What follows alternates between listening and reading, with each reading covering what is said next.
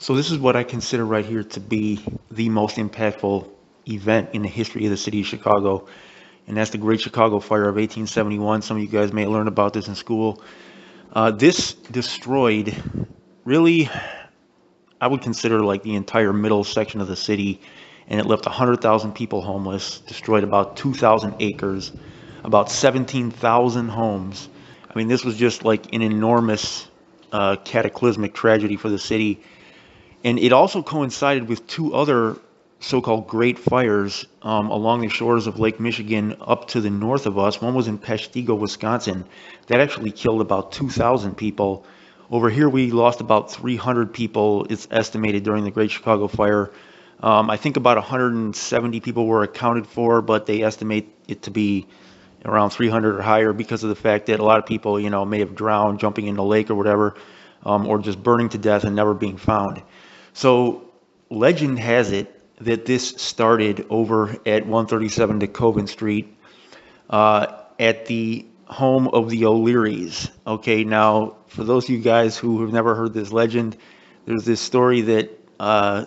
and Mrs. O'Leary, okay, they owned this barn where they were keeping a cow, and that the cow kicked over a lantern, and that's what started the fire. Historians generally agree to this day that that's probably fake and that probably did not happen, but that's the legend that started. But there's a whole bunch of different speculations by historians. None of them are confirmed. We'll never know probably like the true start of the Great Chicago Fire, but this started in early October, okay, of 1871, and conditions were just absolutely perfect during this time to have a massive fire. And as you can see, like from the other great fires that happened around that same time to the north of us, it wasn't just something that was specific to Chicago as far as the dry weather that we had been having for the previous like 6 months. We were experiencing a drought, okay, and then on top of that, there was just a bunch of other factors that came into play, and one of them was, for us, the construction of the city. As I had mentioned in previous videos, Chicago at this time was made out of wood, okay? And I'm not just talking about the houses. The sidewalks were made out of wood. Pretty much everything was made out of wood. Well, the city was like a matchbox. When you have a drought for 6 straight months and you've got a wooden city, it's a disaster waiting to happen, right? So on top of that, the fire department at that time was vastly inadequate. Remember, I told you guys that street gangs, started as groups of volunteer firefighters. So, that was a little bit before this, and by this time they did have a professional fire department, but it wasn't anywhere near adequate, man. And what actually happened was that when they found out that the O'Leary's shed was on fire, which was the actual first building to burn during the Great Chicago Fire, it was the shed next to their barn. When they found out that that was on fire, the fire department got sent to the wrong spot. Something happened, the communication got mixed up, and they got sent to the wrong spot. Had they been sent to the right spot, it might have been stopped at that point, but I think something was, bound to happen anyways, just because of the conditions. But at any rate, so the fire started, okay? It starts in this shed. Now, there's winds, okay? There's high winds. So the winds are blowing the fire to the adjacent structures.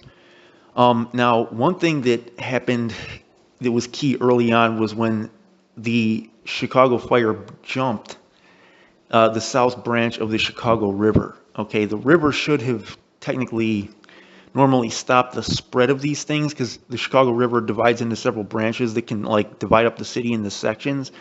And this can be a good thing when it comes to stopping fires, from spreading too far. But the debris and a lot of the burning, just wooden boards and stuff from these houses, they were blowing all over the place. Sparks were blowing, and the high winds were a huge problem. Now, on top of that, you had a phenomenon called a fire whirl. And this is like a natural phenomenon. I don't know if you guys have ever heard of this, but when a particular section of the ground starts to heat up, okay, I'm talking about like anything close to ground level, and the hot air from that, usually a fire, okay, begins to rise. When it interacts with cool air up in the higher levels of the atmosphere, it creates a tornado-like effect, okay, and this causes winds that are so powerful that they can carry debris, okay, which in this case was on fire. We're talking about burning debris. It can carry it long distances. And one of the things that happened during the fire was that a piece of burning debris, okay, it was like a board, like some type of wooden board, blew onto the roof of the waterworks, okay, being the building that like was pumping water all over the city to help people fight the fire. So it blew a piece of burning debris onto the roof of the waterworks. That roof started to burn, it collapsed, and then the waterworks shut down, which meant that the water mains of the city, okay, the water pipes throughout the city of Chicago went dry. They were not getting any water pumped. So when that happened, the city was completely, it couldn't defend itself against the fire at all. There was nothing they could do. So there was a guy, okay, named General Philip Sherman. He was a general of the U.S. Army. He was a Civil War veteran. This guy has kind of a controversial reputation because of some of the stuff that happened later on in the Great Plains area with the Native Americans. He had a reputation for being kind of ruthless against the Native Americans as the U.S. was expanding west. That, though, that situation, he had a long history with them, okay? And coming from his perspective, let's just say that he and the Native Americans got off on the wrong foot, okay?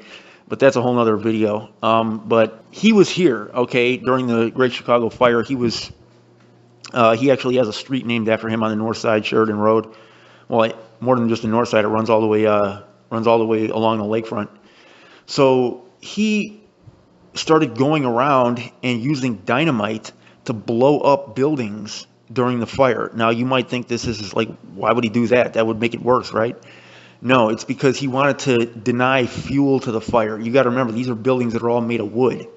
So he wanted to basically to completely destroy these buildings and turn them to ash so that the fire wouldn't have anything to feed on and it would stop spreading. So he was doing this at key locations, but there was a bunch of other people trying to do the same thing as him, but that didn't know how to use the dynamite because they weren't like trained military people. So they were going around like using dynamite, and he had to convince them to let him do it because they didn't know what they were doing.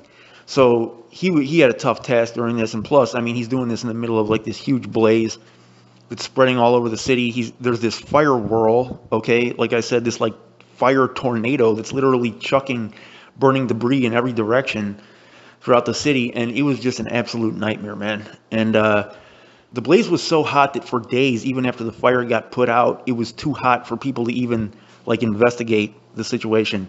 And by the time that the fire had completely burned, it did start to rain actually, like, towards the later part of the fire as it was kind of dying out. But by that time it was pretty much dying out anyways. The fire was just dead. And we didn't suffer as big a loss as that Peshtigo, Wisconsin suffered. But I mean, we still suffered a tremendous loss. Like I said, 300 dead, 2,000 acres burned, 17,000 buildings. And it was something like the damage in terms of cost was in the millions, which, I mean, in today's money, that would be like, I mean, you're talking in the billions. So after the fire happened, there was now a problem with, a complete breakdown of law and order. Okay, there was a threat of widespread looting and vandalism, and just people, having a free-for-all with no law and no order, because, I mean, you're dealing with basically a pile of rubble that was now the city of Chicago. So this General Sheridan, he basically had to impose martial law for a period of 2 weeks, okay? And the looting was not as bad as some historians believe that it could have been had it not been for his efforts, because he's considered to have done a great job, okay, in the aftermath of the Chicago fire, like maintaining law and order here. And I mean, hence he has a statue of him over by Sheridan and Belmont, and he has a street named after him. Now, he was an interesting guy, like I said. He got his start in the Civil War, okay? Well, actually, he had got to start fighting some Native Americans up in the Northwest Territory before that, okay? But then he had become a Civil War veteran, General Philip Sheridan. During one of the campaigns with the Native Americans, he had a quote attributed to him that now a lot of historians think is fake, because he kind of got a reputation of like somebody that wants to kill all the buffalo, or wanted to wipe out all the buffalo. But it's since been discovered by historians that reputation was given by an actual buffalo hunter who lived like 30 years later, who made up a story about him telling like the United States government that they should kill all the buffalo at a meeting that supposedly happened, but historians now know that that meeting actually never happened. So that whole reputation was fake, but he still has a controversial reputation, man, because during the he went to war with the Native Americans in the Great Plains area. The Sioux and the Cheyenne had been doing raids like in the middle of the United States, okay, along some settlements of Americans. And he was given the job by the U.S. government to go in there and basically stop these raids from happening. I mean, basically defeat them. He had to do that, you know, and so that was kind of like he got a reputation for ruthlessness against them. He told them, and this was the term that he used. He said, "We're gonna build iron roads," referring to the railroads.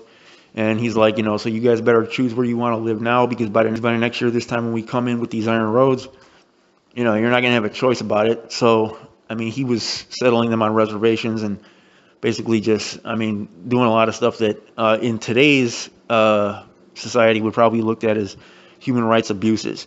But you know, this was 1871. So, yeah, that's what happened back then. And like I said, he's got a street named after him today, but that's the Great Chicago Fire. And in the aftermath of it, you know, this really actually in the long term architecturally helped Chicago, because the city was rebuilt, and it was rebuilt, you know, with materials that were not going to catch on fire as easily. Now, there were a few structures that survived. One is the old water tower place. Okay, it was made out of stone, so you see that building survived. One is St. Michael's Church in the Old Town neighborhood. One was the St. James Bell Tower. One was St. Ignatius College Prep. It was like mostly churches that survived. Pretty much everything else was burned, man. And you know, it wasn't the entire city. It wasn't the entire section of the city, but it was a pretty large swath, like through the middle. North and south side. It kind of like spanned all north, south, east, and west in the city, man. It was a big chunk of Chicago that burned down. So, you know, like I said, 2,000 acres, that's no small piece of land. So when all this was over, you know, people started rebuilding Chicago, architects started doing their thing, and Chicago became, you know, like a brick and steel and glass city where hopefully that type of thing cannot happen again. But we also, one thing that this changed, which is interesting, that the United Kingdom, Britain, donated a lot of books to the Chicago public libraries, because previously to that, they had been private clubs. Like you had to buy a membership to be able to go to a library. They were not public. They were not free. Well, that changed after the Chicago fire. It was just one thing that they just wanted to change. The United Kingdom donated 8,000 books, and that started that tradition till today, where you have public libraries. So, there was a lot of other things that happened too during, you know, the aftermath of the fire. It changed Chicago in a big way, man. And about 20 years after that, actually, we hosted something called the Columbian Exposition, which was attended by about a half the population of the United States. It was a huge undertaking, which was the 400th anniversary of Columbus's coming to the New World. So that drew a huge tourist population in Chicago, caused a bunch of growth. But, you know, it just goes to show that by that time, Chicago was rebuilt. It was rebuilt bigger and better and nicer, and, you know, ripe for a new population wave to come in and really boost the city's population numbers and make it like a world-class metropolitan area. So also during this time, though, there was a tremendous amount of government corruption that was starting to take root in Chicago. Now, the mayor at that time was a guy named Roswell B. Mason, and he doesn't have a reputation of corruption, but after him, there was a guy named Mike McDonald that took control of the city, and he was a gambler by profession, and he started Chicago on a path to be really politically dirty. But this was really kind of like on the threshold of that. Okay, now remember I had said previously to this, Chicago, like I said, being built out of wood, had been raised on stilts to keep the mud from like getting into the buildings, because Chicago was so muddy, having been built on a swamp. And underneath the stilts of those buildings was where a lot of the corruption and a lot of the illegal activity took place. Well, now that Chicago is being rebuilt, okay, right after the Chicago fire, with bricks and stone and glass and all these new materials, it's not on stilts anymore. I mean, you guys know that. So that whole like world of activity, that whole underworld of activity, like that was taking place underneath these buildings, that had to move elsewhere, you know what I'm saying? And that shook things up too a lot in the streets, man. You know, things moved into the bars, into the saloons, and we're kind of more like in the open, exposed to the public eye. So we'll get into this in the next videos, man. I'm trying to keep these videos to the point. But you know, these early videos, like with the decades leading up to the early 1900s, I'm moving kind of fast because, you know, most of this stuff is just basically well documented by historians, and there's not a lot of minute details about things that happened back then. We have these from sources that, you know, are contemporary to the time, and a lot of it is just in like letters from people to other people. And it's not something that I consider like 100% reliable, but we're going to have a lot more stories to get into once we hit 1900, man. So that's coming up a few videos from now. I'm just working my way up gradually so I can have these all in a playlist. I'll stick this one in the playlist. It's your boy Winnie City Report. I'm out.